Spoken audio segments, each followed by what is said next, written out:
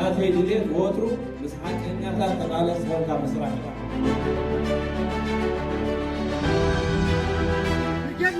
رجعنا حمد من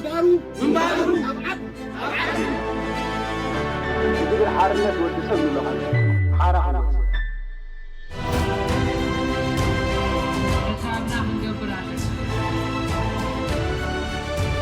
معنا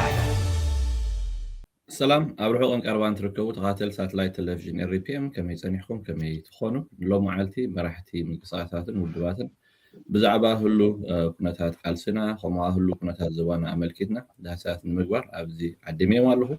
مساي زلو أتو نقاش عثمان أبو أمبر إيتراو حيلي لديمقراسيا ولوتي أتو دانيال قبرة نساي أبو أمبر ودو حدنة إيتراوان خمغاني أتو داود زرزقي أبو أمبر على ملخة يأكل يوم لذي نزي زلو حفشة هناتات ناي هجرنا زبانا خمو قدم بفتح لنا ده أساس كن جبرينا سافر صامم مسانا حبيبكم تصنحوا بخبري عند عدمكم عجاش وعلى حد مساهم. مقعدان صنعها هوينك. مقعدان صنعها هينك. يغني لنا إحنا ونقدر كلنا عدمه. غني لنا مقعدان صنعها كهينك سبوق ساي جبريلنا قاسس فجبر. كم تلومنا كبرنامجات سري معرفة هنا نركب كأساس فعلني ويجبناها كذا لنا سبوي كرم يا حراي مو تيجاس نوح زبلون أي تراقبنا من البشاب كالميدياتات باخذ فورس بوضح مدوات تقول سنيحهم تخونيهم جينا بتلفزيون إيربيم نوح لذي متأهم زيادة بفلاي ونمساوش عاد زلوا هزبناون إذا أنت كارات فتحسي منين نزول مرداتها نخلوه بعد جمرة أتو نقاش عثمان أبو أمبرنا إتراوي هجرا بايتون ديمقراطية ولوتيخا سلازي بزعبا تكالكم بساعات زي تسرحوا وزلهم سراح حفشة وخانت علامهم نبرة تتبنى إنكم يقولنا خانا بكم كالوت كنت تصلينا دقيمة مسجن أنا بومبر فتسام بيت صحفت إسراوي هجرا بايتون ديمقراطية ولوتي ني خلا يجود مالتي أب كلتشان 10 ساعتين تمريزا جها أبزي زحلفة كلتشان إنسان حموش مشارشة أب تحساز جبرنا جباون كم بحدش نتي بايتو مرح تمريزا مالتي حجي تبايتو بقاومو أبشين كلتشان 10 حدا تمسرته دهرتيني أكاكي جباي زبار كلتشان 10 سلازي بزحات بوليسكا حالتات حرب بزخي نبرن كان كله أكاونا حبسبنا زي ساتب بوليتيكا وعوديو كالي مسو تبيلو نوزغمو نباراتن حدشن بوليتيكا حالتات اللو ماتيو قالي أبتيجي زي بريتاوي تقادلونا ينورو ودبات دحراي قالي خاا دحرتي حشوي ودبات يلن مسبلي إساسا أبك شانتاتم تسعن هذا ناب إسراء السنة مالتيو دحريو تبهل على السيامة زلهم حيلتات ويهم مالتيو ممليسو دعرايتي وجني بعد ما زبال دحري ونزقمو ودبات تالو سلازي بحطيرو 15 بوليتيكا حيلتات ترنيفو زلو بايتيو كمون شدشتي ناي سيوك محبرات تالو مالتيو أب شدشتي تبهل على كنا عطني حالم كأ محبر القومات وكلتي نيتي هزبي نتساسبات كوينوم وكلتي زلو حدا سوسان حدا حقاقي أكال زلو سلسينتي حقاقي أكال زمرحو مالتيوم دكتور محمد صالح مجاوراي زبار أبو أمبر دي فوراري مساهم بأمريكا لو سون كم كتلا أبو أمبر قرماي تكي مالتيو چاينا كمون عبد الرحمن طه كم صحفي نيتي بايسو الله ماشي نحن خا 10 حادثه بيت صحفتات الناس بيت صحفتات تبالالي سالو ملكع زحزي مالتي حزبا غداي ني زينا ناي ايكونومي ناي وصاجم دناتا كم نال كان من سي ني دك نسيو بيت صحفتات لنا ماشي نزو كله زعمو بصوت ابالات ما كان مريحነት የማቲ በመሰረቱ ቲ ባይቶ أبتفعل هنا عالم سلزولو أبتفعل عليه عنافرن ناتو تكالاتن اللو مالزي زيادة حجيتي حدا خبت أجد داسو سنة ده حرام نال بتاع مقبلنا نزارو بو من دنفاعي ويكا طبق ዝኾነ ስራሕ ቀዳምነት ክወሃቦ ዝግባእ ኣብ ውሽጢ ሃገር ዝብል እዚ ሓደ ካብቲ ወሳኒ ግደ ነበረ ምክንያቱ ኣብ ዲያስፖራ ኣብ ደገ ኮይና ብዙሕ ንገብሮ ለውጢ የለን ንሕና ሓገዝ ስንበሪ እቲ ናይ ለውጢ ሓይሊ ኣብ ውሽጢ ሃገርና ዘሎ ስለዝኾነ ስለዚ ዝብል ሓደ ካብቲ ቀዳምነታትና እዚ ማለት ግን እቲ ንሕና ክንገብሮ ዝግባእ ንዝንግዕ ማለት ይኮነን እዚ እቲ ኣቃውምኡ ካብ ጫፍ ንጫፍ ኤርትራ ኣብ ካብ ኩሉ ኣካላት ሕብረተሰብና ኣብዚ ባይቶ እዚ ኣለው ግን ስቲል ንሕና ጎደሎ ኢና ማለት ብዙሓት ሰፍሐ ጥርናፈታት ሰፍሐ ናይ ሓባር ስራሕ ክንገብር ሓደ ካብቲ ኣገዳሲ ካልኣይ ውሳኔና እቲ ውሽ ዝብል ስለዚ ምስቲ ካልእ ዝንቀሳቀስ ዘሎ ተቃዋማይ ሓይሊ ማለት እዩ እቲ ደላይ ፍትሒ ዝኾነ ካብ መንእሰያት ደቂ ኣንስትዮ ሒዝካ ብስሩዕ ትካላት ዘለዉ እዞም ምሳና ብፆት ክልተ ዓበይቲ ትካላት ዝመርሑ ዘለዉ ማለት እዩ እዚኦም ብሓባር ከመይ ጌርካ ምስ ካልኦት ከምኡ እዚ እቲ ሓደ ካብቲ ንሰርሓሉ ዘለና ሕጂ ኣብቲ ዲፕሎማስያዊ መዳይ እውን ዘቆምናዮን እቲ ዳርጋ ሱር ዝተኸለ ገለገለ ዝምድናታት ኣለና ግን ከዓ ስቲል ክሳብ እቲ ደገ ኣብ ውሽጢ እንታይ ተድምዕ ዝብል ብኡይቲ ዝምድና ዝፍጠር እያ ማለት ስኻ ቁኑዕ ስለ ዝኾንካ ቀራርባኻ ቅቡል ስለ ዝኾነ ዘይኮነሲ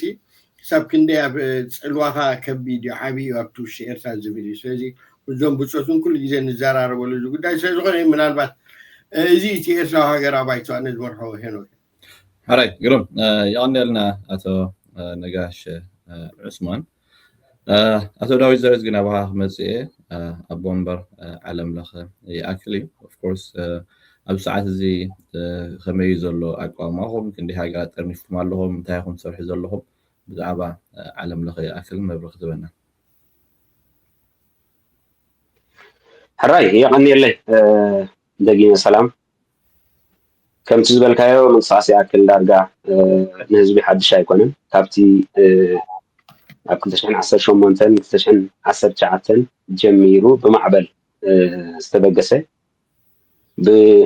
ካብ ከተማታት ናብ ሃገራት ከምኡ ድማ ብደረጃ ዓለም ቆይሙ ማለት እዩ ኣብ ሰዓት እዚ ከዓ ኩሉ ዓይነት ትካላዊ ዘድልዩ ነገራት ቁመና ብምህናፅ ከዓ ካብ ላዕሊ ንታሕቲ ካብ ታሕቲ ናብ ላዕሊ ብዝወራረድ ናይ ርክባት ዝምድና ገይሩ ከዓ ብሰፊሑ ምስ ኩላቶም ደለይቲ ለውጢ ብዘራኽቦ በቲ ፅምዶ ዝብል ክንፊ ምግባር ከዓ ምስቶም ኣብ ውሽጢ ይኣክል ዘየለዉ በቲ ናቶም ውዳቤታትን ጥርናፌታትን ዘለዉ ኣካላት ከዓ ኣብ ምርኻብ ይርከብ ማለት እዩ ምንቅስቃስ ይኣክል ኣብ 12 ሃገራት ዘለዉ ኣባላት እዮም ዘለውዎ እዚ ከዓ ዌብሳይት ኣለዎ ሚድያናት ኣለዎ ፌስቡክ ፔጅ ኣለዎ ብኩሉ ከዓ ዝኾነ ሰብ ብዛዕባ እዚ ምንቅስቃስ እዚ ክፈልጥ ንዝደሊ ወይ ክራኸብ ክሓትት ንዝደሊ ከዓ በዞም መራኸቢታት እዚኣቶም ገይሩ ከዓ ክፈልጥን ክራኸብን ይኽእል ማለት እዩ ስለዚ ብዙሕ ብዛዕባ ምንቅስቃስ ይኣክል ኣይተዛረብኒ ምክንያቱ እቲ ህዝቢ ይፈልጦ ኢለ ይኣምን ብዝያዳ እውን ኣብቲ ንኸዶ ዝርርባት ኣዕሙቕ ኣቢልና ከነስፍሖ ክንገልፆን ኢና ሕጂ ግን እዚኣ ተኣኽለን መስለን ሓራይ ቴንኪዩ ኣቶ ዳዊት ኣቶ ዳንኤል ገብረንሳይ ናብኣ ክመፅእ ኣብ ወንበር ውድብ ሓድነት ኤርትራውያን ስለዚ ሓፈሻዊ ብዛዕባ ውድብኩም ኣቃውምኡ ዕላማኡ ኣሰራርሑኡ ዝምልከት ነብሪ ክትበና ሕራይ የቐኒለይ ሓዊ ሄኖክ መጀመርያ መልእኽትና ናብ ህዝብና ክነሕልፍ ሓሳብና ክነህብ ባይታ ስለ ዝፈጠርኩም ንዓኻን ኤሪፒኤም መሳርሒትኻ ልዑል ምስጋና ኣለኒ ተኸታተልቲ ኤሪፒኤም ድማ ሰላም ክብል ይፈቱ ስመይ ዳንኤል ገብረትንሳኤ ብወንበር ውድብ ሓድነት ኤርትራውያን ውድብ ሓድነት ኤርትራውያን ከም ትካል መዓስ ተመስሪቱ ዝብል ሕቶ ኣብ መወዳእታ ዓመት 2021 ናብ ሕዳር ኣቢሉ ውፅኢት ናይ ሰለስተ ዝተፈላለያ ትካላት ውድባት ዝነበራ ናይ ውድብ ሓድነት ኤርትራውያን ዲሞክራሲያዊ ለውጢ ናይ ኤርትራዊ ሃገራዊ ግንባር ሃገራዊ ድሕነት ሕድሪ ከምኡውን ውድብ ሓድነት ኤርትራውያን ንፍትሒ እዚኦም ኣብቲ ዓመት እቲ ስምረት ገይሮም ውድብ ሓድነት ኤርትራውያን ከዓ ከም ኣደስ ውህደት ናይ ሰለስተ ትካላት ኮይኑ ኣብዚ ዓመት እዚ ቆይሙ ማለት እዩ ቀዳማይ ጉባኤ ከይዱ ንሰለስተ ዓመታት ከዓ ንጡፍ ናይ ቃልሲ ስራሕ ኣካይዱ ኣብ 2025 ኣብ ወርሒ ጥሪ ድማ ካልኣይ ውድባዊ ጉባኤኡ ኣቃኒዑ ኣብቲ ዝተኻየደ ውድባዊ ጉባኤ ከዓ ከም ወንበር ኮይነ ከገልግል ተመሪፀ ማለት እዩ ውድብ ሓድነት ኤርትራውያን ከም ኩሉ ተቃላሳይ ኣብ ኤርትራ ዲሞክራሲያዊ ለውጢ ንምፍጣር ዝቃለስ ዘሎ ውድብ እዩ ሓፈሻዊት ይህሉ ኩነታት ኩላና በብወገንና ከም እንዕዘቦ ዘለና ውድብ ሓድነት ኤርትራውያን ነቲ ናይ ቃልሲ መስርሕ ግድኡ እናተፃወተ ኣብ ሓፈሻዊ ኣብቲ ኮንቴክስት ናይ ደንቢ ተቃውሞና ተርኡ ኣብ ምዕዛዝ ይርከብ ምስ ኣብዚ ዘለው መራሕቲ ትካላት ዝተፈላለያ ምስ መብዛሕትአን ማለት እዩ ፖለቲካን ሓልታት ሆና ሲቪክ ማሕበራት ናይ ደንቢ ተቃውሞና ከዓ ንጡፍ ርክብ ኣለዎ ስለዚ ብሓፈሻ እቲ ዲቴይል ከይነዋሓና ምእንቲ እቲ ሓፈሻዊ ሌላ ናይ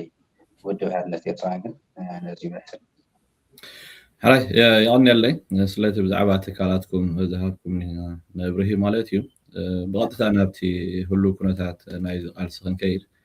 مجمريا تي قالسنا أبي على زبل حتوخ ملس أقداس خوين سمع عنه مالتي نايوز حساب حتوون سلازغونا أتونقاش نباها خبلا حتو زيا أبزو وانزي حافشا دنب فتحي ويكاني بفلاي كاني إذن أبيت على نمتازك على سالوا استفعل من ساعات مودباتن أب كم يكون ذات اللوا نزي أب زوان زي أب هجرنا يكون أب زوانا زرلو ونتات ذكر قومنا اللوا دي زدن بفتحي تايتي ناسكم جام بدك تجاوبوا جام من حد اللي خوينو سكب زعبازي زلنا يكون تاسي انتهت أب كم يكون تاتي نازلنا خبر ليت فتحي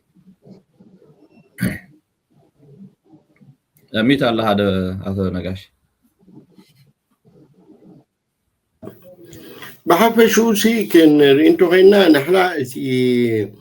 اتقالسي ندا دي بنبر ندا بلي خيدي لنا مخنياتو نحنا كدني قلع عمتات بوزحات ولا ابتي مشي جزاء حيدي ومشي قباتي قجلي درجة مشو أكلوا زنبرو دا قدفوا في الأيدي نيمان سياس من كسقاسات أبدا حرف التسس عمل ترى بتعميد زبي مالتي سلزي زي حدا مالتي كلاي انت دا بمعرتي إنه معدو علامات شرحات تخيلو كومو أيكونن برجت كومو يكونن إتي نحنا نبهجو تي نحنا كم مدبات سريعنا نشرح له زبرنا ماتي سو حدا غبتي صيامات ناتو نحنا كم تقاوم دنبه او وش حزبنا ابتي عمبرتي هاجر ابتي وش هاجر كوينا خن ادمعي تراخ نتصاوتي كالنا تي ابدجز قبط بزو حاجه يخفلالو تقال انكا ولا تخاب دوبات انتنقاسايس كا تغبرو تفتن برزو نغزارسو دارغا بوخي روح يجي تسرعت أوشتي يربش هيلن أوشتي سي درجة قسينو ينكاسا أصلو زولو يمثل هديت مخزي بعلو نسو أو سلزي بزوح تتصابو تاسلزي بلو أبدقي تيكت ميا مسانا يقولوا زولو جن جنرال تري أيو أنا كم إرساها قرابايتو ولا قام تقبرنا ترينا ديا بملك حيزو زخيزولو قالسيو نزخنا قالاتب ግን حت يعني أقارات ما قدتات نقبرو زقبعنا الله زوم بيننا كنا نقبرو مش كله هاجروا حيلي نقبرو تهاجروا حيلي نقول كلنا تدقى نفس سريع قال زلو طرح زي كونه أبتي قالات نيتي سرعة زلو زبلي تي كندي نحنا حدي زي الميدياناتكم ناوش إرساس السماع كانوا كلهم قصات في راديو ديو في سايت لزرة حدا خبتي كل عغمتاتنا نابو بيسو خغنا حلو النبلو تندليو لو تاب إرساس لزخنة أب إرساس قداني سرعة زعابي قداني سرعة كون زلو هزبنا وش زلو أبتي تكالات تفعلا لي سرعة سرح زلو بمخانو كما قرنا نحنا مزي تتاميرنا تأساسيرنا إذا قال شغلك على تفون زبيلي جن لومي أنا بأوروبا ينبرنا وحمتات غيره حمتات زريا نوركو حديدوا له قبل سرعة الإن قبل سرعة أنا قبل سرعة دول مرقصات ندعى بيخي سرعتهم قليل يكونن يعني ستاتيكالاتو معت إيكونومي تي تحسن يتاجر أبزي زوجله زلوا أو شلا ولا حنسا نحنا زمسلو نداسر عز قبرو فرسنتات نكاتات لون فلتنا بقى يدو أي كيفين يصير سرعة لأن ناسو موزن حياتن قداي سرعة جن نحنا كم تقاومو دمبه كن قبرو جبنا هومورك كلها نزاربوا لي بكل حسابه ومالتي حديقنا أب قبراوي أقول يكون الناس بنا خبا غيرنا قبائي غيرنا تبون خير لنا كبلو أنا خب سرعات كنا نحن تخينا إذا كنا نحن نخيل ناوتينك ألسي 1 2 3 4 لنا بنتصور كنا نصبر لنا ساقا كالي مرجع بلنا زي نحنا جتمي عم السرعة زي أول شيء إرزاق كهونا له أول شيء إرزاق نحنا قلنا نقعد يعني زي أب سراوتي هالو أبتني تأتات كالات هالو أبتي بروكراسي أو تايجبال أبتني حدراني في تفعلاني كالات نتهاجر جلو كمان إرزاق يعني بقى أبانا راح نتاينا نحنا تسفى ندهبنا كنا بزي سرعة تقاريعي كلها تهاجر رازخين غيري بغنياتو ولا تمزي كالا خلولو لومي بزحين دك منينا قوام يبلو تكالات يبلو محدارات يبلو انتهي يبلو يعني كابينة أكيوي تسمع يلا إذا بزحين دقاقو من السبناون أدكي موير إذا فلوت يعني ني حدا سبسي إساقا بعلو زنوبرو اللي هو تيتنوغروني يا بقى شيء أنا أبكم زغنة ساسا لنا جنكا التكونات يا هناك ولا كلها متقطعات لدي تسفى ذهبت راح زي كله تسرع التقالي أسلو جلو تي علاماتنا ببرو أب حزبي تقبلنا تركب سلو جلو إذي بسرعة كمان السنيوز بالحطو إيتي عندي نحن حد بداهي حطو أبكل من أزلو. Alright, thank you, Dr. Nagash. نباه مسي أتو داويد أمزي أتو نقاش كبرت صنحة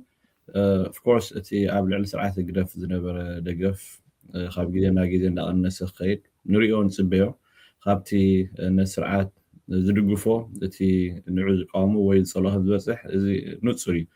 جين بمنصرو أتي دم بفتخني نتي السرعات قامو زلودي ويون السرعات تسعين وزلوتي نعو ترنيفو حد أدمع ذو سرح خسرح خلال الودي بوزح حسابات بساعة زي of course تنايدن بفتحي كبن لا تقن قالو بوزح حساب في محبرة ميديا بساعة زي أبتي تحت ويك أبتي لطاقة ينازل نازل جمجامات هاللموني أبزي نهاسكم جمجام انتايو انتايم تم كان بودهوتات ندم بفتحي أبزي وانزي كم تي خدم عوز قبان خدم محل خم حيزم وزلو أتدويت بتعمل صبغ حتى لعل كله دم تقاومه انتهى إزاي بزلوا زي الحتة أزيد سبلنا معناته بزح جزء إن سرعة قدف كنجلس وي أب قدرة سرعة قدف تراينا جزينة سلزي نحن خمتين نقدر علينا كأوت فلينا وينصارنا تخيلنا لما انتهى لدرجانا جوا زي تي مدرخاوي حتى إيو إذا قا من البعض أبزيتي بحفشاقتي حزبي يكون ودابتات لما تقاوموا أنصار سرعة قدف مركزيون بنصر وكان تقاومتوا قدام النتات أب قدام النتات دين انتعشم له استقامات له انت اخاتي تسرع اب سرعه سلازي سرعات كلهم كله كمصو زلو نغراتهم مجمرتا دحنت ني هاجر وين حزبي مسالو سرعات كلهم كله معناته سرعات كتعلق تبل مفراس ني هاجر ون سلازغاتم مالك نزي نايزي حلافنا دوسد كا تي سرعات كالي يلو الحزب زغسغس زلو دم تقاومو مالك سلازي دم تقاومو بزي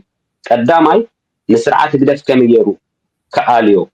زخقلو مواغر ني حبار مواغر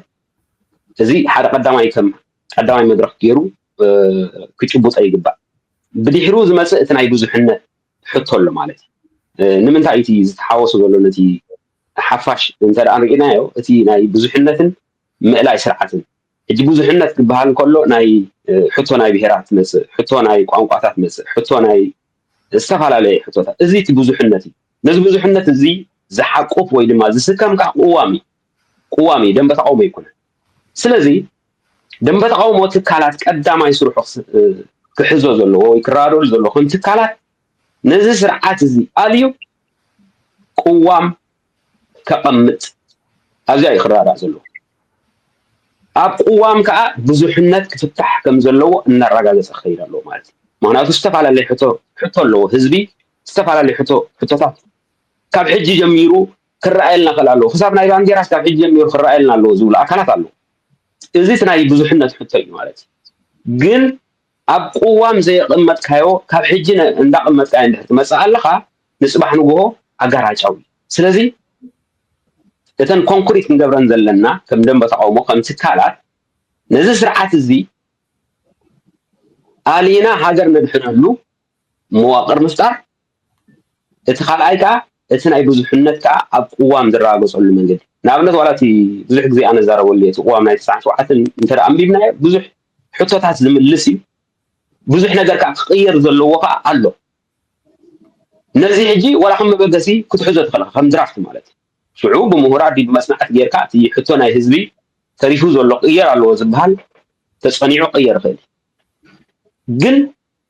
ክልቲኡ ክዋቃዕ ይብሉን ክትሓዋወስ ይብሉ ሓደ ሰብ ካብ ሕጂ ጀሚረ ኣነ ንከምዚ ዝቃለስ ዘለኹ ንብሄረ ዝቃለስ ዘለኹ ንከባቢየ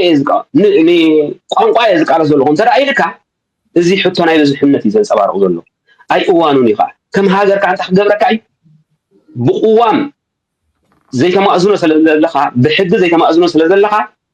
ናብ ግልጭታት መካከል ግልጭታት እንድሕር ተፈጢሩ ከዓ እቲ ውግእ ሕድሕድ ዝበሃል ከምዚ ናይ ንሪኦ ዘለና ጉራብትና ሃገራት ይትረፍ ንሕና ብዙሕ ፀገማት ዘለና ስርዓት ህግደፍ ዝፈጠሮ ብዙሕ ሽግር ዘለና እታ ቁዋም ኣለኒ ክትብል ፀንሐት ኢትዮጵያ ከማን ኣብ ምንታይ ወዲቓ ኣላ ንሪኣ ኣለና ማለት እዩ ስለዚ ደንበ ተቃውሞ ብፍላይ ትካላት ይኹኑ ምሁራት ቀዳምነት ንስርዓት ኣልዮም ሃገር ከድሕንሉ ዝኽእሉ ሓሳባት ክንወሃድ ንክእል ኣለና ብድሕሪኡ ሕቶ ናይ ብዙሕነት ከዓ ከም ርዱእ ከም ቅቡል ሕቶ ተባሂሉ ኮይኑ ከዓ ካልኣይ ደረጃ ሒዙ ክኸይድ ከም ዘለዎ ክንግምግምን ክንፅዕረሉን ኣለና ይብል ምናልባት ዘረባን ውሕቶ ኮይነ يقريتا نحاولان يلقصلو بدير كل عليه حراي ثانك يو داويد اتو دانيال نبخا كمصيه مالت of course تي لوت يابيترا مستغبر خم داويد كله صنح هاجر نخوتلو قديم كاب سرح زلكا ነገር كله አገዳሲ ግን ቲ ቆመና ደም በፍትሒ ማለት ሓደ ጊዜ ትሪያሊቲ ክንዛር እንታይ ሓባቁስሉሲ ሓባቁፉስ ይባላል እቲ ቆመና ናይ ደም በፍትሒ ኣብ ሰዓት እዚ ፍላይ ኣብዛ ዘለና ግዜ ዚኣሲ ነቲ ኣብ ኤርትራ ድሕሪ ለውጢ ክህሉ ንደለ ነገራሲ ዝበቅዕ ቆመና ኣሎ ናይ ባሕቂ ደም በፍትሒ ኦልተርናቲቭ ክኸውን ይኽእል እቲ ኣብ ደገ ዘርእዮ ዘሎ ባህርያት ከምቲ ህዝብና ዝፅበዮ እዩ ሕጂ እንታይ እዩ እቲ ናትካ ገምጋም እንታይም ከተም ዝዓበዩ ብድሆታት እንድሕር ኣሎን ዘየለን ኮይኑ እንድሕር ኣሎ ኮይኑ እንታይ እዩ እቲ እንድሕር ዘየለ ኮይኑ ኸኒ ስለምንታይ እዩ ትብል ኣቶ ዳንኤል ኣራይ የቐኒየለይ እቲ ናይ ደንበ ተቃውሞና ንጥፈታት ከምቲ ኣሕዋት እውን ዝገለፅዎ of course ካብ ሓደ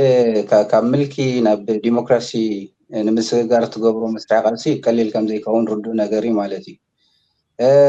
ኣብዚ ልዕሊ 20 ዓመታት ዝኸደ ካብቲ ናይ በዓላቶ ነጋሽ ዑስማን ናይ ቃልሲ ሂወት ጀሚርካ ክሳብ ዝደለናዮ በብ ደረጅኡ እናበረኸ ዝመፀ እዩ ማለት እዩ ብልጫታት ኣለዎ ተገልፅዎ ፀኒሒት ብልጫታት ድኹም ጎንታት ክህልወካ ባህርያዊ ይኸውን ማለት እዩ እጅ እቲ ድኹም ጎንታት እቲ ቀንዲ ብድሆታት ኮይኑ ደሎ እንታዮም እንተይልና ብዙሕ ዝርዝር ንኽእል ኢና እቲ ድኹም ጎንና ገለገሊኡ ክጠቕሶ ፀኒሑ ኣቶ ዳዊት ማለት ኣብዘይ ግዚኡ ካብቲ ጭቆና ናይቲ ስርዓት ውፅኢት ናይቲ እቲ ስርዓት ዝገበሮ ኣደራ ዓንዲ ክኸውን ዝኽእል መበገሲኡ ሕጂ ኣብ መንጎ እቲ ሕብረተሰብ እቲ ናይ ከም ሕብረተሰብ ከም ህዝቢ ኤርትራ ሓድነቱ ብናይ ስጋኣታት ማለት ሕቶታት ኣቐዲሞም ዝመፁ ሕቶታት ፍሪክሽን ይፈጥሩ እቲ ደንበ ተቃውሞ ማለት እዩ ካልእ እውን ባህርያት ናይቲ ተቃላሳይ እውን ባዕሉ ገዛ ርእሱ ማለት ንፍትሒ ንዲሞክራሲ ኢና ንቃለስ ዘለና እቶም ዲሞክራሲ ፍትሒ ሕጊ ምኽባር ዝኣመሰሉ ባህርያት ኣለዉ ድዮም ምስ ወከፍና እዚ እውን ሕቶ እዩ ማለት እዩ ክንምልሶ ዘለና እዩ ንሓደ ዲክታተር ንሓደ መላኺ ንሓደ ጨፍላቕ ስርዓት ክትኣልል እንድሕር ኮንካ ነቶም እቲ ስርዓት ዝገብሮም ባህርያት እሱ ዝገብሮም ባህርያት እንድሕር ተንፀባርቆም ኮንካ ናብቲ መድረኽ ንኽትበፅሕ ባዕልኻ ንባዕልኻ እናተሓናኸልካ ትነብር ማለት እዩ እዚ ሓደ እቲ ድኹም ጎንና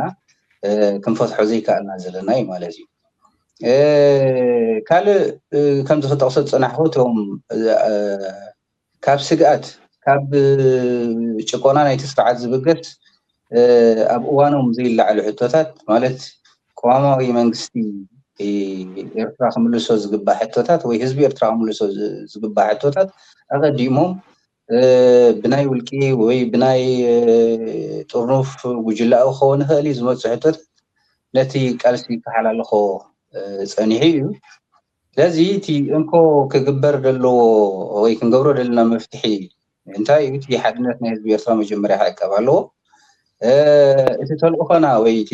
ናይ መጨረሻ ዕላማና ክንበፅሖ ደሊና ዘለና እንታይ እዩ እንድሕር ፍትሓዊትን ቀዋማዊትን ዲሞክራሲያዊት ኤርትራ ምትካል እንድሕር ኮይኑ እሞ ሓድነት ናይ ህዝቢ ኤርትራ ከዓኒ ከም ብዝሕነቱ ተዋሒሱ ክኸይድ ተደኣ ኮይኑ ንዕኡ ምዕቃብ የድልየና መጀመርያ ማለት እዩ ተራ ተፈላሊና መጻኢ ዕድልና ብትታን ይኸውን እሱ ክዘርእ ፀኒሑ እቲ ዓማፅ ስርዓት እውን እዚ እቶም መሰረታውያን ኣዕዱድ ናይቲ ሃገር ዝኾኑ ከም ሕብረተሰብ ከም ሃገር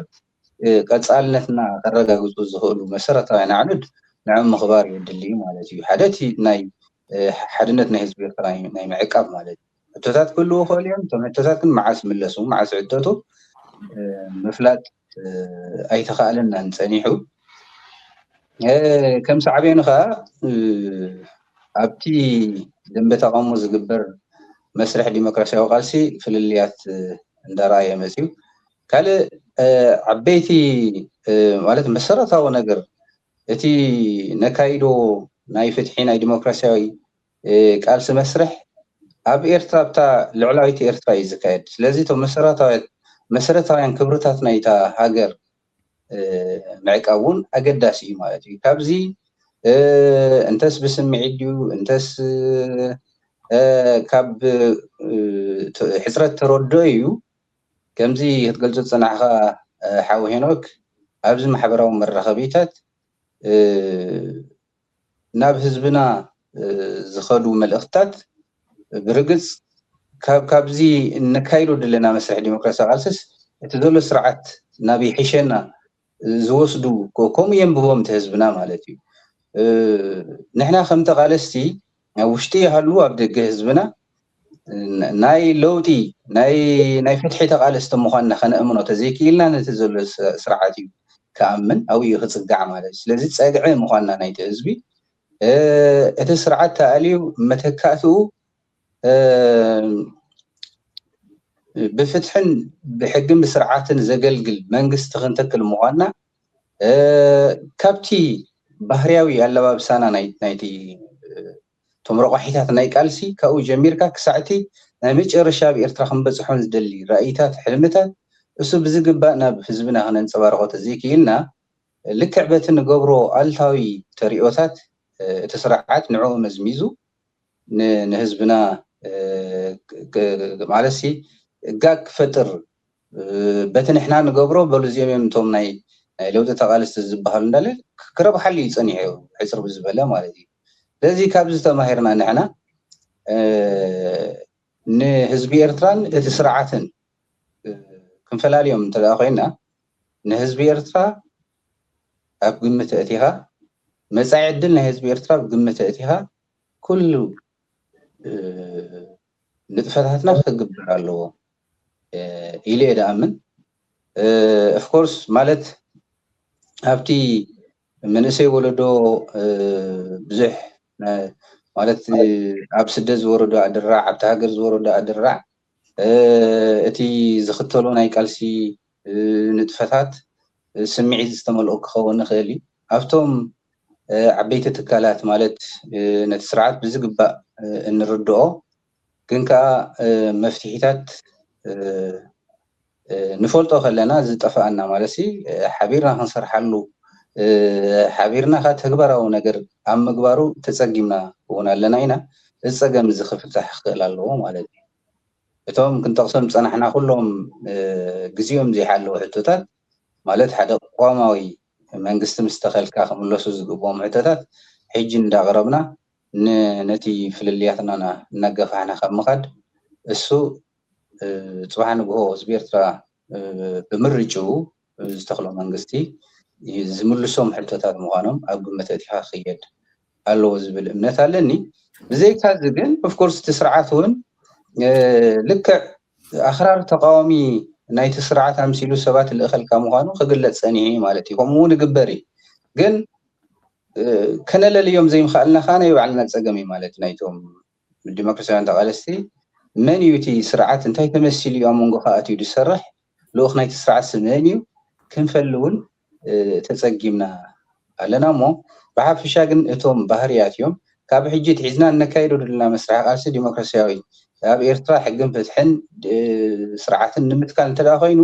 ኣብ ትካላትና ይኹን ኣብ ኩሉ ንጥፈታት ናይ ዝቃልሲ ኣብ ባህርያትና እውን ከይተረፈ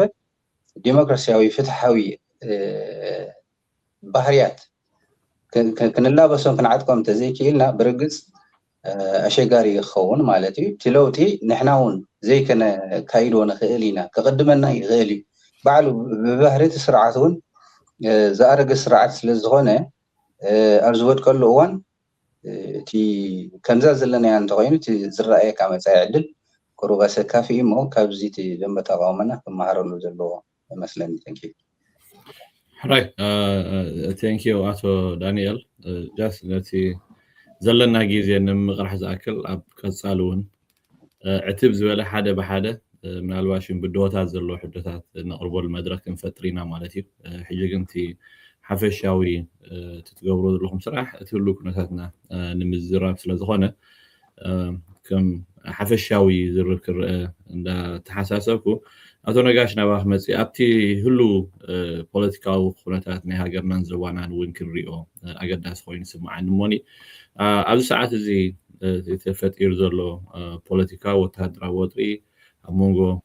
ኤርትራን ኢትዮጵያን ንሪኦ ዘለና እዩ ማለት እዩ ሎሚ ፅባሕ ኩናት ክውላዕ እዩ ይበሃል ብዙሕ ሰብ ነቲ ኩነታት ብቐረባ ዝከታተሎ ማለት እዩ ብዙሕ ስክፍታት ኣለዎ ኦፍኮርስ ኣብ ዝሓለፈ ናይ 2020 ዓመት ኩናት ብዓሰርታት ኣሽሓት ኤርትራውያን ኣብ ትግራይ ኣትዮም ዝሃለቑ ስድራ ቤቶም ከይተረድኡ ማለት እዩ ኣብኡ ዝተማረኹን ስድራ ቤቶም ሓበሬታ ኣብ ዘይብሉ ንኻልእ ናይ ኩናት ምድላዋት ክግበር ንርኢ ኣለና እሞ እዚ ብወገንኩም ብኸመይ ኢኹም ትሪእዎ ኣቶ ነጋሽ ኣብ ዝሓለፈ ግዜ እውን ኣብ ኢትዮጵያ ዑደት ጌርካ ከም ዝነበርካ ሓበሬታታት ኣለኒ ምስቲ ዝገበርከ ዑደታት ምስቲ ሓፈሻዊ ዘሎ ፖለቲካዊ ወጥሪ እንታይ እዩ ናትካ ትዕዝብቲ ናትካ ትንበያ ኣብ ዝመፅ ዘሎ ወርሒ 2 ወርሒ 3 ወርሒ ናበይ ገፅ እዩ ዝኩነታት ኣቶ ነጋሽ ሚታ ኣለኻ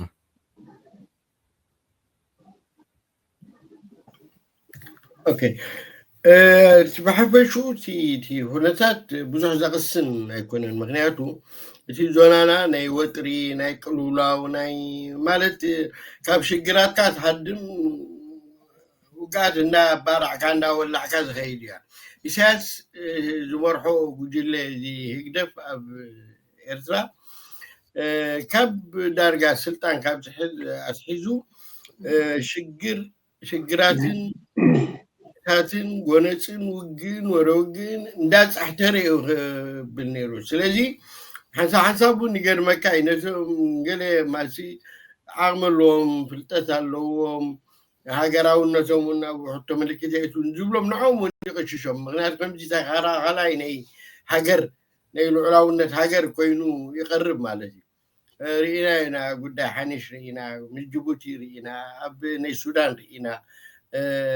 مغنيات كل جدي ولا بلع حساب ياخذ حدا والكسر زمرحو ساشمو بهرياوي خمس خون سلازي أنا نسوم نعوز كلا خلي يقرمن سلازي حجون بزي لمكن بزي خندي محلتات بحال السودان ما بزي نيل أزرق زبال بوتاتات عادسات سنة إرسا أو سيدو نتم سبوزم دنا زلوهم تي ناي تخنتات أبزني خسنولو زي كال درجات نو بصحة قداني السودان مالتي وغنياتو حالي كابتو سوت كومولو زلو كارز بوخان أنا هنا تي ناي إثيوبيان إرسان حدا تي دوب كحنسس كم زلو ولا بسي إحنا عودتها بزغورنالو بزي وعلى الحدر كحنسس تعبراوي بين زحادة ماتي كلا أي أم كبارن العلاونة نكلت هاجرات أم كبارن التسرت زمدنا أم منجوزي خليت هاجرات كله مخنياتو نحنا لومي إرسانا بكال كونتيننت حزناين خيل ولا إثيوبيا ونكم متخونة يتخلني نحنا قربا بنتينا نحوار تقمتات لنا تعتاتو حبرت السبع لنا سيدي نزو كله تاريخ هايو هذي زبالة كما غير كان نسي زلكات سجاتات بحبر مساب تحتي كلنا مئمان يروح لاونتين أو شاو قداني حد هاجر يتكاب زي متاون التسرت زمد الناس تتقبل تراح بديليز يكونه كنسر حلو زلنا قداي مخنياتو نزل عالم أب شجرن ورا شجرن ندان ورنا هنبلين مالتي ساتهم ناتهم أجنّا ناتهم أكراروا ولا نعون غفناه ما زي ملكتك بحري زي ملكتك تاشوموسي نحنا بحري اللي نايو نحنا حقاو مثلا لنا كمان زرباتات يعني يجي كله زرباتات ولا زخون حقاو ملك عتاد زي بلو ولا مش قداي ني دوبات قداي ني العلاون نفسه كفاجرات زي الثاني وخانو جنكا ኢትዮጵያውን ከምዚ ዘለዋ ጥቕሚ ምሳና ብምርድዳእ ምስ ህዝቢ ኤርትራ ብምርድዳእ ሕግታት ብዘፍቅዶ ኣገባብ ሰላም ቅሳነት ክትገብር ትኽእል እያ ግን ከዓ ንሪኦ ዘለና ሕጂ በቲ ይኹን በቲ ወጥሪ ናይ ምንዋሕ እዩ እዚ ዋላ እዚ ሕጂ እዛ ፅምዶ ሕጂ ተዘውቲራ ዘላ ቀደም ኣሕዋትና እዚ ኣክል እኳ እዚ ክፍሊ ፅምዶ ዝበሃል ነራቶም ኣብ ቀደም ነዊሕ ገይራ እያ ግን እዛ ፅምዶ ሕጂ ናይ ደብረፅዮንን ናይ ኢሳያስን ፅምዶ ዘላ እሳ ከምዚ ቦምባ እያ ምክንያቱ ንሕና ምስ ኩሎም ጎረባብትና ፅምዶ እንደልዩ ምስ ኩሎም ጎረባትና ባይዘው ፕሪንስፕል ኣነ ኣይ ኣንፃር እዚ ጉዳይ ኣይኮንኩን ግን እዚ ካሊእ መልክዕ ዘለዎ እዩ እዚ ስእልካ ሽግር ከይፍታሕ ጌም ኦቨር ስለዝበለ ኢሳያስ ሓደ ግዜ ኣብ ፕሪቶሪያ ስምምዕ ምስ ተገበረ ነዚኣ ክፍንጥሕ ኣለዎ ማለት እዩ እሳቶም እውን ሕጂ ዕድል ሂቦሞ እዚ ፅምዶ ኢሎም ንርእሶም ኣብ እቶም ኣሕዋትና ተጋሩ ተባሂሎም ሕጂ ኣብዚ ናይ ኢትዮጵያ እንተሪኢኻዮ ምርጫ ካይዶም ሕጂ ድሕሪ እዚ ምርጫ እሳቶም እንተ ደኣ ምስ ኤርትራውያን ኣብ ኤርትራ ለውጢ ዴሞክራሲያዊ ለውጢ ምስ ተረጋገፀ እሳቶም ከምቲ ምስ ጅቡቲ ዝነበሮም ናይ ባሕሪ ምጥቃም ድዩ ንሕና እውን ኤሌክትሪክ ድዩ ካሊእ ድዩ እሳቶም ዘለዎም ፀጋታት ናይ ምጥቃምሲ ይከኣል እዩ ንሕና ብሕብረት ኤውሮጳ ንነብር ኣለና حدا عدي حدا عدي ندادلنا نخيد نقدر نقبر نسرح نغمضنا لنا مالتنا نحنا زي حزب زي ترفكمو حد فاميليا كلها هاجرات زلوا له يعني نعفر حتى له نابن دك عفر يعني حسا السلطان نيتا قبيله اب إسرائيل يخون اسم ناسو اكلاس كا اب عفر كل له يعني سو حواتي يخونكم كتولو ما يتغنى جن دوبات لهم تحنتي زي إسرائيل زي إثيوبيا نزين داخبر كا والله جن سي دل نيزم دنا نغبرم نخيل جنا حزبنا بنعمر بمعرب إسرائيل جلو زياتو إشاس حدنتا غبرو مفتنا له نسون بنعمر إسرائيل جلو زي خبرسي بزعما زون بنعمر بيجان اب السودان جلو حلايناتهم كمثل يدلي والدي سلازي انا بجكا إشاس ني حق زبل صلاقي بلنا نحن زي كله ولا بسراوي قالوا ولا بصتا قالوا بخونه اكل قالوا نحن نزي حزبنا نزا هاجر زي تفو جلو صلاقي زي صلاقي نزون قطن تخينا نحن ጉዳይ ልዑላውነትና ጉዳይ ሓድነት መሬትና ኣብ ዋጋዕዳጋ ከየተና ምስ ኩሉ እንዳተራኸብና እንዳተዛመና ክንገብሮ ንኽእል ጉዳይ እዩ ስለዚ ኢሳያስ እንዳፈራርሓና ክነብር ኣይክእልኒ ብዛዕባ ሃገር ሲ ንዓይ ኢሳያስ ብዛዕባ ሃገር ትማሊ ኣብይ ኣሕመድ ከይዱ ንዓምርሓና ንዓብለና ንዓንታይ ዶ ክልተ ህዝቢ ኢሉ ዝሓስብ ኣይድልን ዝብል ነበረ ኢሳያስ بعد السياسة هيقدر لو مين بزعب هاجر والنتائج حتى ملكت كيتو مسير رغم جبلو كندزي ولا عندي فرعي أي سكة فين يعني 3-4 عامات تقاليسنا لنزا هاجر زي لعلينا حاليولو يزبلتي السنت وجل لهم صرحا فتسي ما أي خفر حنا يقولون كم تقاومتي زي أتشجرنا نحنا لانجا إذا لانجا كايدا كيبلونا من يزبل إذا حزبنا انتهينا نسمعه إذا حزبنا 3 عمل دي شفت زلو سرعة ناتو جاندا ناتو جلتات مسو نعنا تمثيلهم ناتو أقل تزبلو زربا نعنا فتسيمو خده لنا يبلون بحالا إثيوبيا غاد منزعة وزو العلاونة لهم بحيلنا بقالسنا بسواءاتنا زرقاقاتنا العلاونة إسرائيل يعني قنسو من مستواقعهم كن واقع نحنا دلوقت نكون يبلنا يعني حرا ثانك يو اتو نجاش اتو داويت نابها خمس منالواش كابزا موداتا اتو عثمان زبلا خن بقاسينا مالتيو اوف كورس تي ووتري نريو لنا مس ووتري تتحيز مص استفالي بوليتيكاو تحسو زلو زرباتات كابنا ኢትዮጵያ አሎ ማለትዩ ስክፍታታት ኣብ ልዕሊ ኤርትራውያን ዝሕድር ዝሰክፍ ማለት እዩ ካብ ኣፍ ደገ ባሕሪ ጀሚርካ ግን ከምዚ ኣቶ ነጋሽ ክብሎ ፅንሐኻ ብዙሕ ከኣኒ ኤርትራ ብሕጊ ናፅነት ልዕላውነታ ዘረጋገፀ ሃገር ስለዝኾነት ናብ ዝኸዱ የብሉን ዝብል ኣሎ ማለት እዩ እዚ ከምዚ ኢሉ እንዳሃለወ ግን እታ ሃገር ከም ሃገር ክትቅፅል ትኽእል ዶ ዝብል ሕቶ እውን ይመፅእ ማለት እዩ ዋላ ልዕላዊት ሃገር ትኾንሲ እተን ሃገራት ፌል ገብራያን እሞኒ ኣብዚ 40 መዓልትታት ጌታቸው ረዳ ኣማኻሪ ናይ ቀዳማይ ሚኒስትር ኢትዮጵያ ኣብ ጉዳይ ናይ ምብራቕ ኣፍሪቃ ማለት እዩ ናይ ኤርትራ ከም ሃገር ሲ ህላውነታ እውን ኣብ ምልክት ሕቶ ከም ዝኾነ ይዛረብ ነይሩ ማለት እዩ እቲ ዘሎ ኩነታት መብዛሕትኡ ብዙሕ ኣብ ሓቂ ዝተመርኮሰ ዘረባ ኣለዎ ግን እዚ ብኸመይ ትሪኦ እቲ ብሸነኽ መንግስቲ ኢትዮጵያ ብዛዕባ ኤርትራ ተደጋጊሙ ዝበሃል ዘሎ ነቲ ስርዓት ዘርብሕ ኮይኑ ስምዓካ ማለሲ መፁና ኣጥፉና ገቡጥና ነቲ ስርዓት ነቲ ንኢሳያስ ከዓ ዝያዳ እጅሆ መትሓዝ ዝጠቅም ኮይኑ ስምዓካ ብኸመይ ኻ ትሪኦ እዚ ከም ዝኣመሰለ ተደጋጋሚ maybe ሜዲያ ሃልክ ክኸውን ይኽእል ንዓቶም ግን ብዓይኒ ኤርትራውያን ግን ስግኣት ኮይኑስ ነቲ ስርዓት ዘርብሕ ዘሎ ዶ መስለካ ብኸመይ ትሪኦ ዳዊት ፅቡቅ ሕጂ ሕማቕ ዕድል ኮይኑ እቲ ጎስጓስ ናይቶም ኣብ ስልጣን ክፀንሑ ዘሎ ሓይልታት ብኩናት እንዲ ኮይኑ እምበር ካልእ ክሓስብ ዝኽእል ሰብ እኮ ነቲ ህዝቢ ክኸስብ እንተዳ ኮይኑ ካልእ መንገዲ ገይሩ ኣብ ስልጣን ንክፀንሕ ንክምረፅ ካልእ ጎስጓስ ክካይድ ይኽእል ነይሩ ብወገን ኢትዮጵያ ይኹን ብወገን ኤርትራ እቲ ኩናት ኣብ ስልጣን ንመፅንሒ ዝጥቀምሉ ቱልስ እዩ መሳርሒ ብክልቲኦም ወገናት ኩናት ኣይክፈትን ክንብል እውን ኣይንኽእልን ምክንያቱ ኩናት እንተሊ ጥራይ ኣብ ስልጣን ክፀንሑ ስለ ዝኽእሉ ማለት እዩ ወይ ድማ እቲ ኩናት ናይ ኩናት ፕሮፓጋንዳ ጥራይ ነቲ ህዝቢ ድሆ መትሓዚ ስለ ዝጥቀምሉ ማለት እዩ ብዛዕባ እቲ ናይ በዓል ጌታቸው ገለገለ ዝብሎ ገዲፍና ንሕና ከም ሃገር ከም ህዝቢ ዘለና ኩነታት ፅቡቅ ጌርና ፀፋእና ኣይኮነን ካብ ካልኦት ዜጋታት እውን መግለፂ ዘድልየና ኣይኮነን ማለት እዩ ግን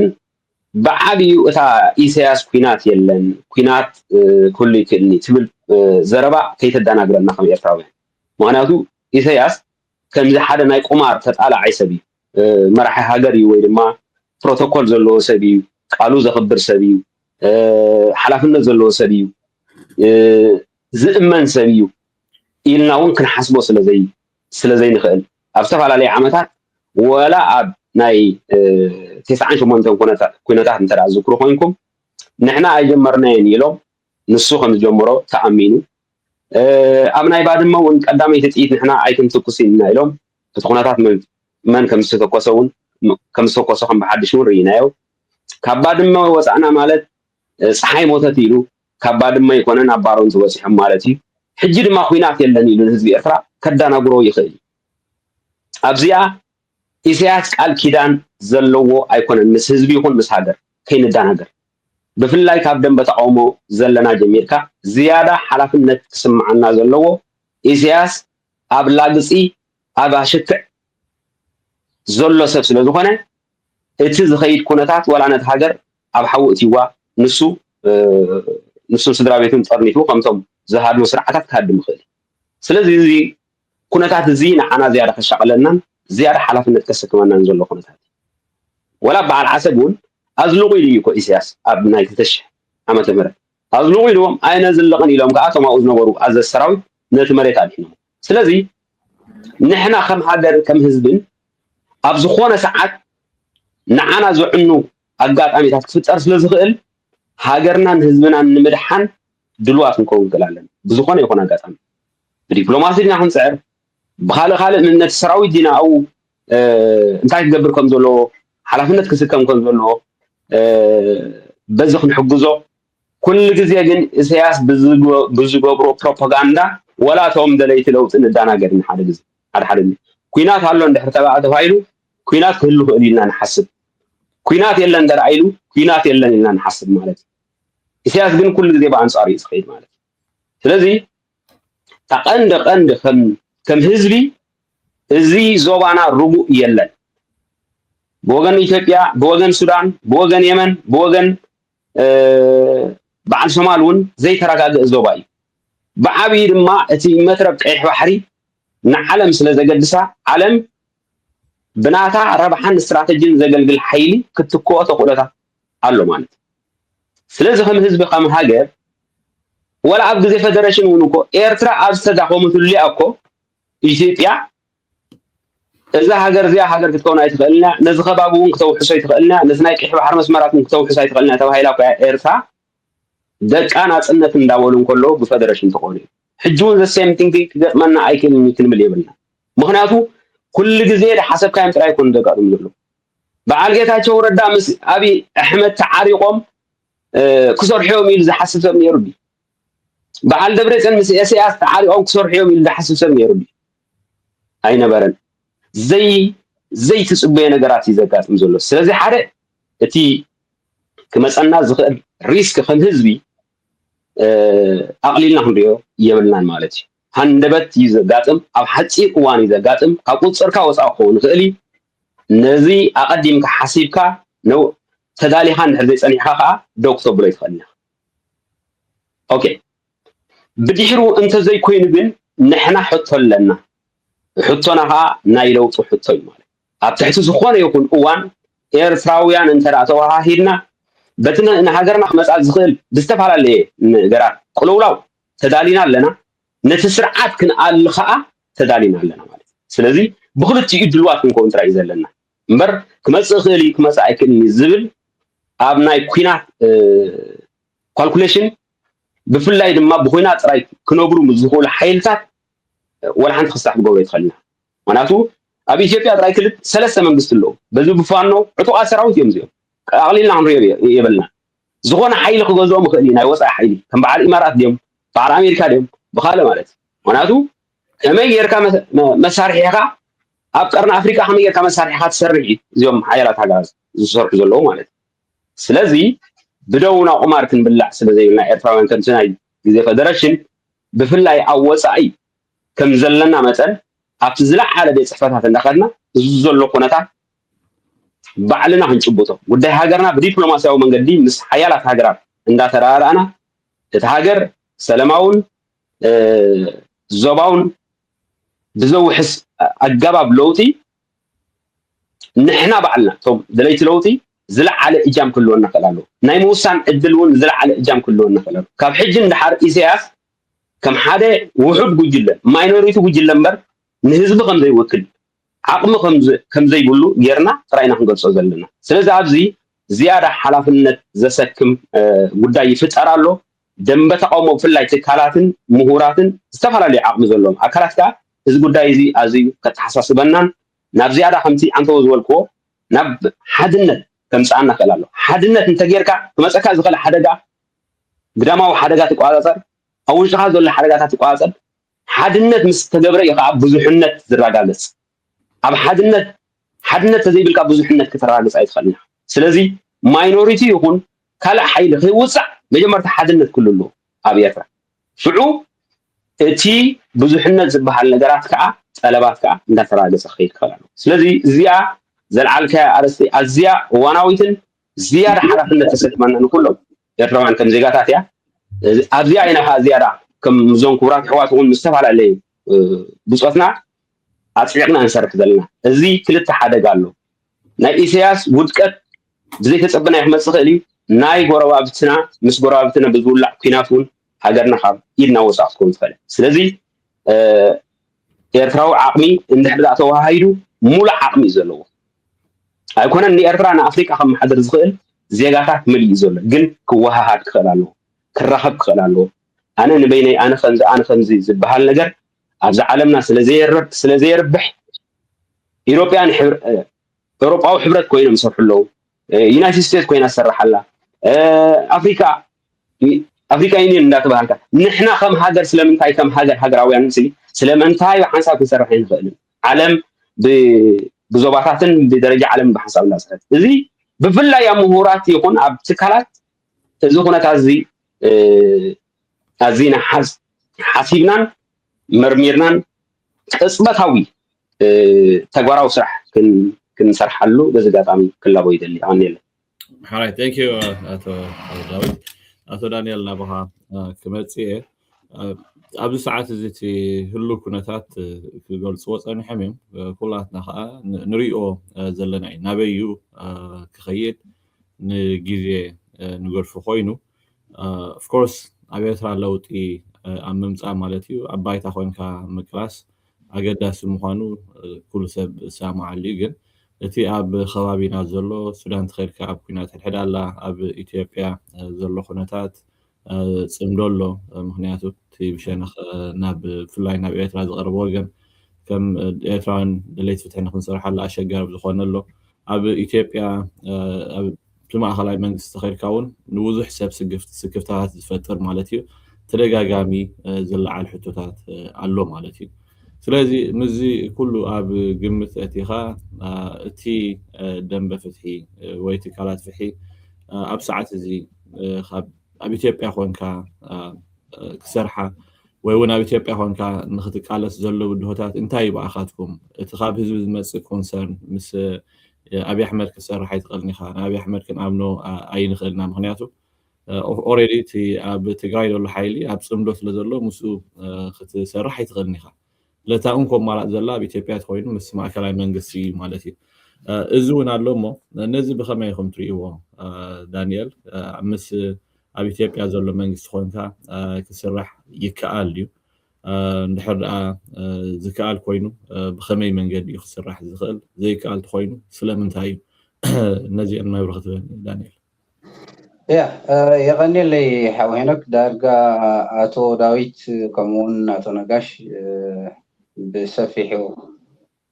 ትብድሆታት ወይ ኣብ መንጎ ኢትዮጵያን ኤርትራን ዘሎ ኩነታት ተናኺፎም ገሊፆም እዮም ብወገና እንሪኦ እንተልዩ ሓደ ናብዚ ኩሉ ሽግር ዘእቱ ዘሎ እንኮ ጠንቂ ናይቲ ከባቢ ናይ ውሽጢ ዓድና እቲ ስርዓት እዩ ካብ ተመክሮ ፅባሕ ናፅነት ኣትሒዙ ተገሊፁሎ ማለት እዩ ምስ ናይ የመን ናይ ጅቡቲ ናይ ሱዳን ናይ ኢትዮጵያ ኢትዮ ኤርትራ ዝነበረ ኩናት 97 ክሳብ ሕጂ ማለት እዩ ክሳብ ሕጂ እቲ ቅድሚ ሕጂ ናብዚ ናይ 2018 ሰላም ኮይኑ ምስ ተባሃለ ምስ ብወገን መንግስቲ ኢትዮጵያ ነቲ ናይ ጉዕላል ጀርስ ተቐቢልናዮ ዝብል መልእኽቲ ምስ መፀ ኣብኡ እውን ምትእታው ተገይሩ ማለት እዩ ዝሓለፈ ደማዊ ኩናት ናይ ኩናታት ሕዚ ኢትዮጵያ ስርዓት ግደሽ ኢሉ ዘእተወ ናይ ሱዳን እውን ከም ተገለጽ ፀንሐ ማለት እዩ ሕጂ እቲ መጀመርያ ጠንቂ ዘቤታዊ ሽግር ዝኾነ እቲ ስርዓት ኣብቲ ዞባ ዘሎ ተኸታኺ ናይ ንሃገርና ኣብ ሓደጋ ዘእቱ ንህዝብና ከዓ ኣብ ወትሩ ቀፃሊ በቃ ዘይባትኽ መስዋእቲ በቲ ምስ የመን ኩናት ተኻይዱ መስዋእቲ ተኸፊልዎ በቲ ምስ ኢትዮጵያ ናይ 98 ከምኡውን በብመድረኹ ኣብ ዝግበር ኩናት ዜጋታትና ይጠፍኡ ኣለዉ ህዝብና ከዓ ይመዛበል ኣሎ ማለት እዩ እዚ ኣብ ቦትኡ ኮይኑ እዚ እቲ ቀንዲ ብድሆ ናይ ቃልስና እዩ ማለት እዩ ነዚ ስዒርና ኢና ዲሞክራሲያዊ ስርዓት ክንተክል ንብል ዘለና ጎኒ ጎኒ እዚ ንሕብረተሰብና ወይ ንህዝብና ዝበታትን ንሃገርና ከዓ ኣብ ምልክት ሕቶ ዘእቱ ደጋዊ ሓይሊ እንተልዩውን ተመሳሳሊ እቲ ቁመናና ተዓቕምና ዳኢ ብሩት ክኸውን ዝኽእል እምበር ሞራላዊ ልዕልና ኣለና ብዛዕባ ሃገርና ብዛዕባ ህዝብና ክንዛረብ ስለዚ እቲ ብወገን ኢትዮጵያ ኦፊሻሊ እዚ ሓደ ውልቀ ሰብ ወይ ሓደ ዲፕሎማሲኛ ተዛሪብዎ ዘይኮነስ ኦፊሻሊ ዝተባሃለ ኢትዮጵያ ብዛዕባ ልዕላዊ ግዝኣት ናይ ኤርትራ ብዛዕባ ኤርትራ ብዓባያ እውን ብናይ ዝሓለፈ መንግስቲ እቲ ናይ መሰጋገሪ መንግስቲ ናይ ኢትዮጵያ ዝነበረ ጉድለት ያ ኤርትራ ከይዳ ስለዚ እቲ ኣፍልጦ ናይ ኤርትራ እውን ዝሰሓበ መንግስቲ ይደሎ ብኢትዮጵያ ማለት እዩ ስለዚ ኣብ ከምዚ እዋን ኣብ ከምዚ ኩነታት ምስቲ መንግስቲ ኢትዮጵያ ክሰርሕ መጀመርያ ከም ሕቶ ተምፅኦም ብዛዕባ ልዕላውነት ኤርትራ ብዛዕባ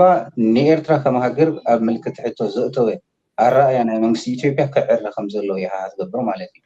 ቶታሊ ንሓባሩ ኣይስራሕን ይኮነን ክስራሕ ዝኽእለሉ ዕድላት ክርከብ ይኽእል እዩ ማለት እዩ ስለዚ እቲ ወገን ኢትዮጵያ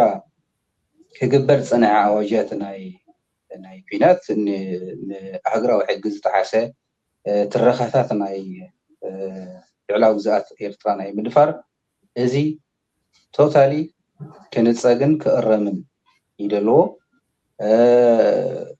እፈልጥ ኣብዚ ዘለና ትካላት ከምኡውን ካልኦት ዝተፈላለያ ትካላት ፍትሒ ናይ ኤርትራ ናብ ዝምልከቶ ኣካል ብዛዕባ እዚ ጉዳይ እዚ መልእኽትታት ተንፅሒፈን እየን ካባና ጀሚርካ ማለት እዩ ንሕና እውን ናብ መንግስቲ ኢትዮጵያ ይኹን ናብ ኣብ 4 ኣምባሳደራት ኤምባሲታት ናይ ኢትዮጵያ ኣብ ደገ እውን መልእኽትታት ሰዲድና ኢና ብዛዕባ እዚ ጉዳይ ማለት እዩ ስለዚ እቲ ንኢትዮጵያ ከም መቃለሲ ባይታ እሞ ከዓ ከምዚ ዓይነት ኣዋጃት እንዳሰማዕካ ከለካ መጀመርያ ክመፅእ ዘለዎም ሕቶታት እዚኦም እዮም ብኸመይ ዓይኒ ብየናይ ኣገባብ እዩ ብዛዕባ ኤርትራ ከምዚ ዓይነት ኣዋጃት ዝወፅእ ዘሎ ነዚኦም ከየጣለልካ ነዚኦም ከየረጋገፅካ ወይ ውሕስነት ናይቲ ቴዎሬቲካሊ ዝበሃል ውሕስነት ናይ ሃገርካ ከየረጋገፅካ ንኢትዮጵያ ከም መቃለሲ ባይታ ትወስደሉ ምክንያት ኣይርዳእናኒ ብከምኡ ከዓ ይንሕዞን ንሕና ማለት እዩ ስለዚ እቲ ከምኡ ኢሉ መቃለሲ ባይታ ዝወስድ ኣካል ክህሉ ይኽእል እዩ እንታይ ዓይነት ተረድኦ ኣለዎ እንታይ ዓይነት ፖለቲካዊ ስብእና እንታይ ዓይነት ቁመና ኣለዎ ክንሪኦ ዝፀናሕና እዩ ማለት እዩ ኣብ ናይ ደረጃ በፂሑ ርኢናዮ ኣለና ብወገንና ግን ንከምዚ ዓይነት ትረኻታት መልሲ ትበሉ እሞ ምስቲ መንግስቲ ናይ ኢትዮጵያ ክትደራደር ክትዘራረብ ባይታን ዕድልን እንድሕር ረኺብካ እዞም ትረኻታት እዚኣቶም መሰረቱ እውን ንምንታይ እዮም መፂኦም ኢልና እንድሕር ርኢና كابتي تمكرو ناي منغستي إثيوبيا نحجي مالتي مس سرعة هجدة الصنعة متأسسار إيرترا كم حبرتسب كم هاجر أبدهم كنتات سلزلة حزبات تبتاتينو سلزلو تبدقد اللو ناي فتح تغالا سايون استفل علي والرأياتات دخوم كمانا سلزلو نتي حتى الأولونات نا إيرترا وأنت بحري زي أمسل أواجت كفتنو ويمسانيهم زبل منتو لنا كفتنو ويمسانيهم انتاي رياكشن يقبر حزبي إيرترا ما حبرسب عالم انتاي رياكشن يبنى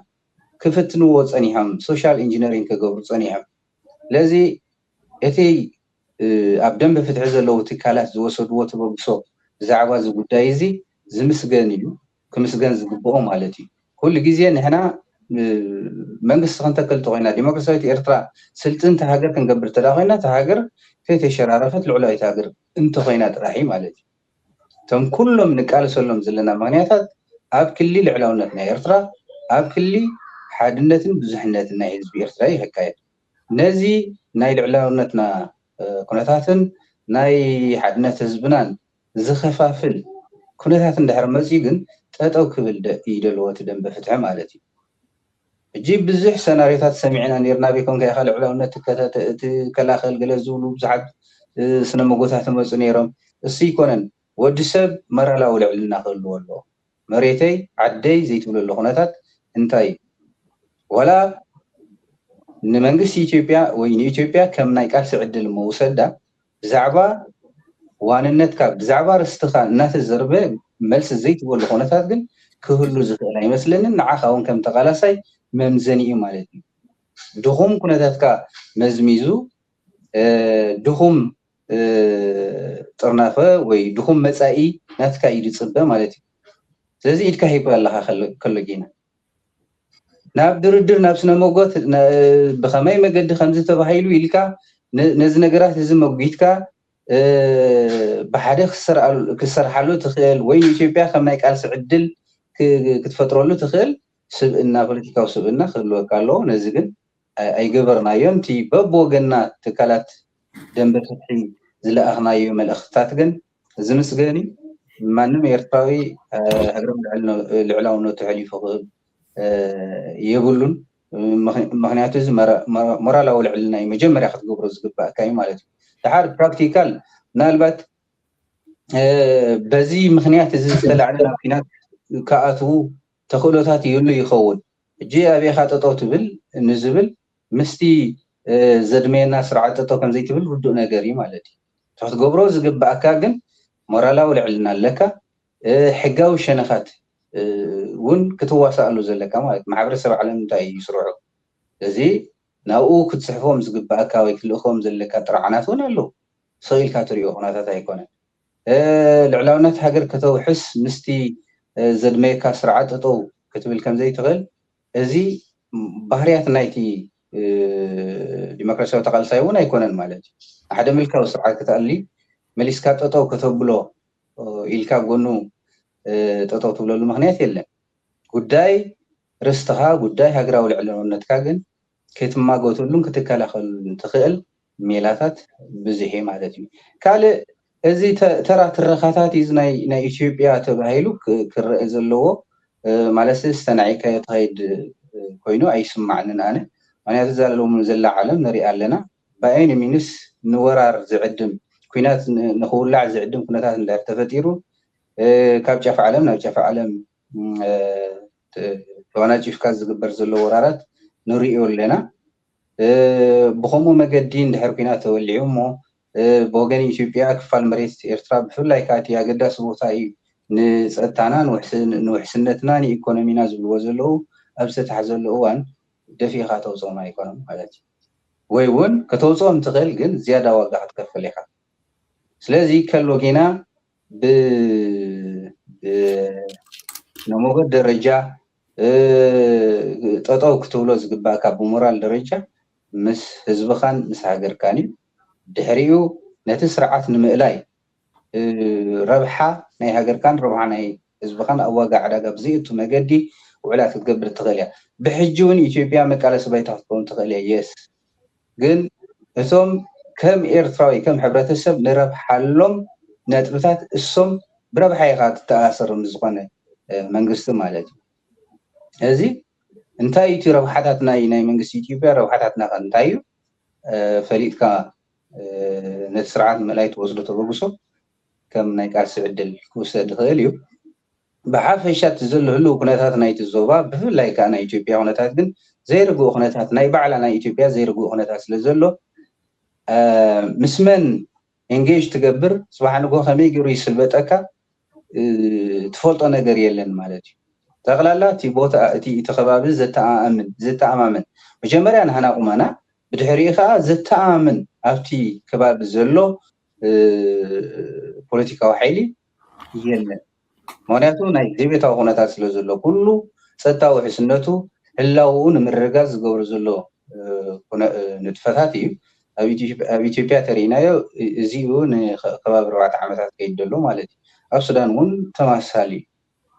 ግን ረጊእኻ ሓሲብካ ናይ ቃልሲ ባይታ ብኸመይ መገዲኡ ረብሓኻ ዘውሕሰልካ ተራእዩ ክግበር ዝከኣል እዩ ነዚ ንምግባር ግን መጀመርያ ዕዮ ገዛና እቲ ከም ደንበ ፍትሒ ሓደ ሓይሊ ፈጢርካ ልክዕ ኣብ ኢትዮጵያ ከይዱ ነቲ ናይ ቃልሲ ዕድላት ወይ ናይ ባይታ ኩነታት ብድርድር ዘረጋግፅ ተግባራዊ ተጨባጢ ብዝኾነ መገዲ ዘረጋግፅ ብኡ ቢልኻ ንለውጢ ዝግስግስ ዓይነት ቁሞና ተዘይሃኒፅካ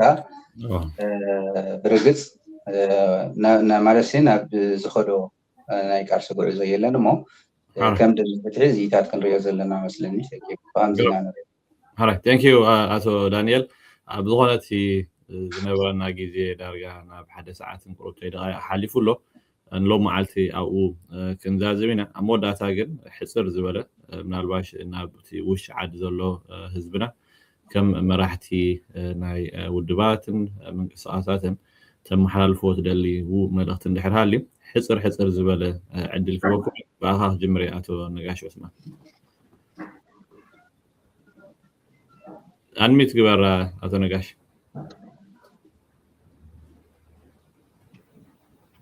ሾሪ መሰረቱ ጽቡቅ ዕድል ይረኺብና ስለዚ ቀጻሊ ካን ሃባን ከለና ምዃኑ ርድዩ ስለዚ ንህዝብና ውሽጢ ሎሙን ከም ትማሊ ብሓባር ኮይና ነዛ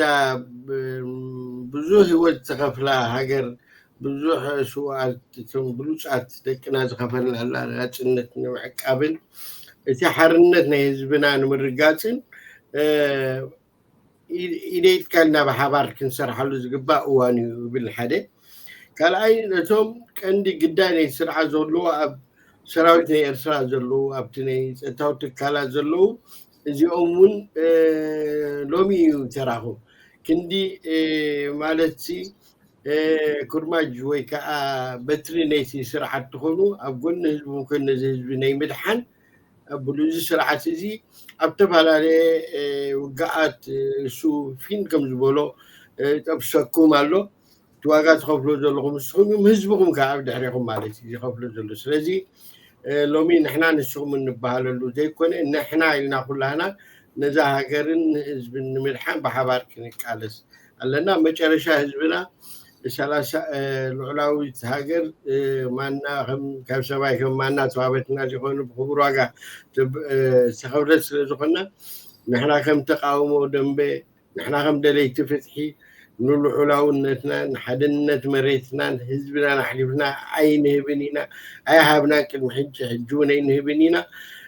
እቲ ስርዓት ኣብቲ ዓዳሃሎ ዘሎ ንዑላ ተጠንቀቑ እምበሪ ስለዚ ኩሉ ህዝቢ ኤርትራ ማጆሪቲ ኩሉ ክብል ይደፍር ጀካ ገለገለቶም ጃንዳ ነቲ ዓዲ ደልዮ ዝውጅሆ ዘሎ ስለዚ ሎሚ እውን ነዚ ልዑላውነት ነዚ መሬት ነዚ ሓድነት ብዙሕነት ዓንቶይ እንታይ ጠቂስኩምሲ ዳሕራይ ዝመፅእ ጉዳይ ክለዓል የብሉን ተባሂሉ ናቲ ክንረዳዳእሉ ኣለና ወሕጂ ከም ናይ መፈላለየ ነጥቢ ጌርና ኮና እንዛረበሉ ግን ከዓ ተረዳዲእና ኩነታት ናይ ህዝብና ብግቡእ ኣለሊና ብዙሕነቱ بخمي انصبار سرعه زي ني فلالي جزا بوليسي ዝክተሎ ዘሎ ሓደገኛ ስለ ዝኾነ ነዚ ንምክታብ ስለዚ ደጊመ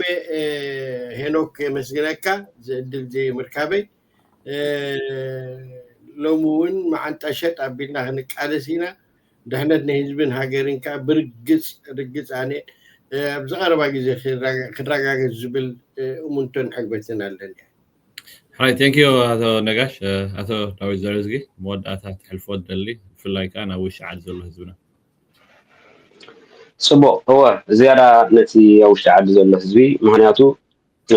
እንታይ እዩ ዝገብር ስርዓት ይግደፍ ወላ ክሳብ ካብ ቲክቶክ ድዩ ካብ ዩቲዩብ ድዩ ብፍላሽ እንዳቐድሐተን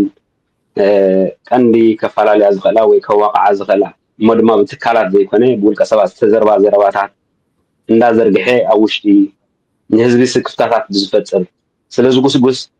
ንሕና በዛ ኣጋጣሚ ከምስሪና ዘለኹም ናይ ሰለስተ ትካላት ኣቦ ወንበራት ኢና ካልኦት ንብዙሓት ብፆትና ኣለዉ ምናልባት ዝተፈላለየ ግዜ ብሓባር ንመፅሉ ታሽሙ ክኸውን ይኽእል እዩ ስለዚ እቲ ዝበሃል ፕሮፓጋንዳ ክሳብ ክንዱ ከሰክፈኩም የብሉን ነዚ ሃገር እዚኣ ማዕረኩም ዋጋ ዝኸፈለላ ልዕልኩም ዋጋ ዝኸፈለላ እዩ ለውጢ ዝሓትት ዘሎ ስለዚ ለውጢ ምሕታት ምናልባት በቲ ብሕቶ ናይ በዝሕነት ዝበልናዮ ናይ ኣውራጃ ሕቶ ዘለዎ ናይ ብሄር ሕቶ ዘለዎ ናይ ቋንቋ ሕቶ ዘለዎ ሰብ ክሰምዑ እንከለኹም እሱ ብዙሕነት እዩ ብዙሕነት ከዓ ሓንቲ ሃገር ክስከሞ ግድነታ እዩ ግን ቀዳምነት ከዓ ሓድነት ጌርካ ንለውጢ ስለዚ ካይድ ነዚ ኩሉ ከም ህዝቢ ክትርድኡልና ከም ሰራዊት ክትርድኡልና ንደሊ ብፍላይ ድማ ሰራዊት ከዓ ኣብ ሓንቲ ሃገር እቲ ዝለዓለ ስልጣን ዘለዎ እዩ ፕረዚደንት ይኮነን ዝለዓለ ስልጣን ዘለዎ ፕረዚደንቲ ይኹን መራሒ ሃገር ኣብ ሓደጋ ኣብ ዝወድቀሉ ምክልኻል ወይ ድማ ሰራዊት እዩ ሓላፍነት ናይ ህዝቢ ሓላፍነት ናይ ሃገር ዝወስድ ዕጡቕ ስለ ዝኾነ ማለት እዩ ኣብ ኢመርጀንሲ ኩነታት እሱ እዩ ስለዚ ሃገር ናይ ምድሓን ምሳና ኮንኩም ለውጢ ናይ ምስራሕ ዕድላት እውን በዚ መስመር እዚ ብዝተፈላለየ መስመራት እንዳተራኸብና ክንሰርሕ ስለንኽእል ካብ ፍርሒ ውፁ ካብ ጭቆና ውፁ እቲ ለውጢ እውን ዝያዳ ንዓኻትኩም ይኸርብሕ መሰላትኩም ዝሕሉ ደመወዝኩም ዘውህብ ሕግን ቤት ፍርድን ትረኽብሉ ስለ ዝኾነ ለውጢ ቀዳምነትና ኣብ ስደት ዘሎ ዘይኮነ ቀዳምነትና ኣብ ውሽጢ ሃገር ዘሎ ስለ ዝኾነ ኣብ ውሽጢ ሃገር ዘለኹምን ኣብ ደገ ዘለናን ብኣካል ንፈላለ እምበር ብሓሳብ ይኹን ብመንፈስ ብሓደ ስለ ዝኾንና ወፃዕኹም ወፃዕና ቀጥታዊ ሃስያት ስለ ዝኾነ ኢና ብዘይ ድቃስ ንሓድር ስለዚ ነቲ ናይ ለውጢ መስርሕ ብኣተኩሮ ክትፅምትዎን ክትከታተልዎን ኢድኩም ክትሕውስን በዚ ኣጋጣሚ ክድምሕፀን ይደሊ ይቐኒየለይ ቀኒየለይ ኣቶ ዳዊት ኣቶ ዳንኤል يغني لنا أو هناك كمون RPM أتي ملختي بغلت يوم دارجانا بحزبنا حالفي نباري حزب بر نباري سرعة يلن المعيج حزب إرتراسي يمكن دي موقع مجزاتي زنبرة جن كاتم توم سرعات كاب بمدرخو تعاليم يميلون مالت أقوادات لو تخنري خلنا شيء أب ناي بعدي جزاء نيرنا حجام ملك لنا of course هاجر هلاتنا العلاوي هاجر تي مسرح ديمقراطي قوام تحقيقها بحد ليتي هيكون عند الصراح بروسيسي نالبات كم حزبي كنحلفو زلنا مدرخ قد خوينو بز مدرخ زي نحلف لنا صباحا نقول سرعة قدفت عليقن حزبي إرترا برهوا بسلام كنبر مخانو من توناي مالت بزي تحسة تحيزو حزبنا نبر نلوتي دلوي دليت منفس نايلوتي مولي إيدولو جن تي تحازاني سرعات كمتي نحنا نفولتو زملتنا لو سلازخونه أنا إذا كن حدا معك كنت موح مجزاتنا سرعة الدف تبتخ مخانو حزب إرترا بسلام برهوا ثم أب فقدو صربيت زلو زيغاتون صاحب برهان زريلو مدرخ رحق كم زي كونه أجخا خلو يدلنا حزب إرترا عنيلنا حراي يعني اللي أنا ون قد جيم مسجنكم بشمالين بشم كلهم تهاتلتي ساتلايت تلفزيون RPM أتو نجاش عثمان أبو أمبر يتراوي أجرا بايتو الديمقراطية لوتي أتو دانيال جروس ساي أبو أمبر ودو حدنا يتراون كمخاني أتو داوي زرزقي أبو أمبر علم لخي أكل من قصاص أبقى سالي سفن حزبله حدا بحدا ركبات نقبر تسفاي قبر كساب شعون خلات ناس السنايب غني لي ثانك يو اوكي يلا نلعب سسنا ما في جديد ووترو بس حق إنها لا تقال سهل كمسرح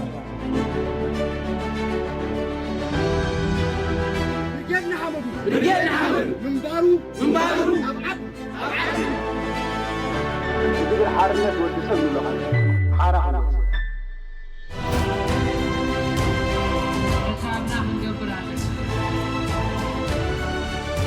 معبد